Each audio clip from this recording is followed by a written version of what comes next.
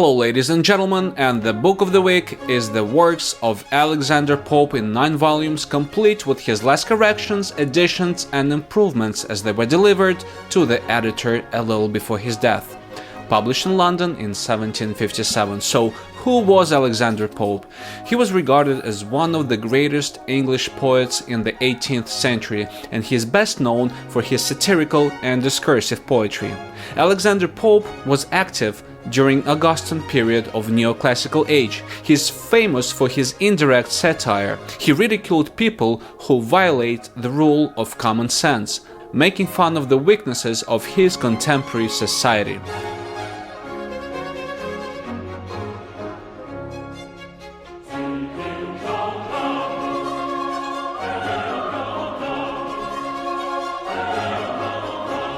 Overall, in the works of Alexander Pope, you can see a leitmotif of a thought that there is a natural order in the universe. There is a fundamental truth, and we need to access and understand that truth. Now, Alexander was really prominent figure. First of all, he was really short, about 4 feet 6 inches tall. His contemporaries were calling him a hunchback. Simply put, Pope was a handicapped person, an invalid, crippled man as a result of Pott's disease he suffered when he was a child. Now, besides that, he was also a Roman Catholic. During his time after the Test Act, Catholics were banned from teaching, attending universities, voting and holding public office under the penalty of legal restrictions and imprisonment. It was really tough times. Since Pope could not go to the university for the most part, he taught himself everything he knew. Besides learning French and Italian, he mastered Latin and Greek.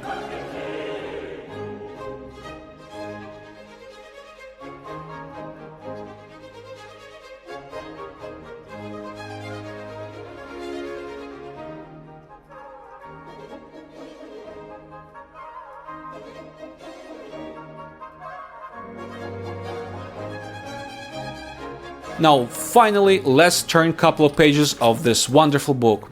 We have a couple of pages of advertisement followed by preface, which almost always precedes the content. Now, guys, we're not going to cover the whole book, just paying attention to some key parts. The book starts with a discourse of pastoral poetry. Oh, that golden age of innocence! Pastoral poetry was written when Alexander Pope was just 16 years old.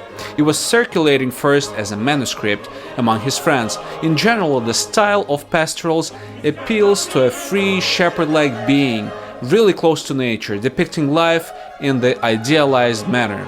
This style mostly targets an urban audience. Here, imitating Virgil along with other pastoral authors, Pope expresses an aspiration to simplicity and natural freedom as opposed to corruption and artificiality of city and court life.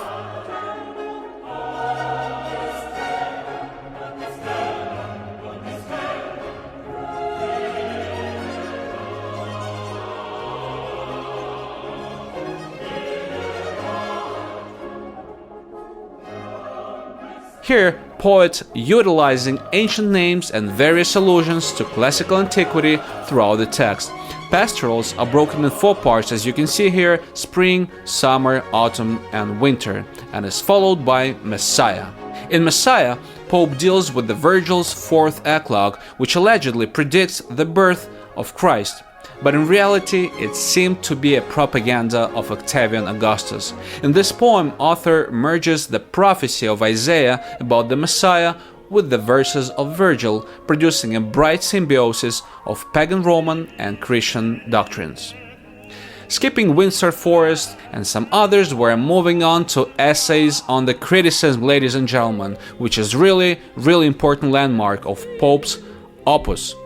It's an attempt to examine neoclassical aesthetics of poetry, representing many of the chief literary ideals of Pope's age, concerned with how writers and critics behave in the new literary commerce.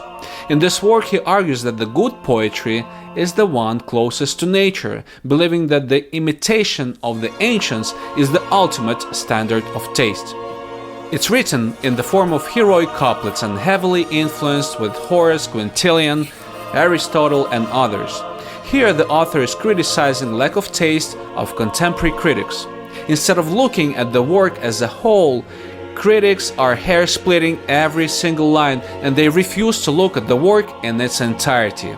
In this essay, Pope was trying once again to remind us that the right path in the poetical criticism lies in the following of ancient philosophers, their aesthetics, as well as in proximity to the nature.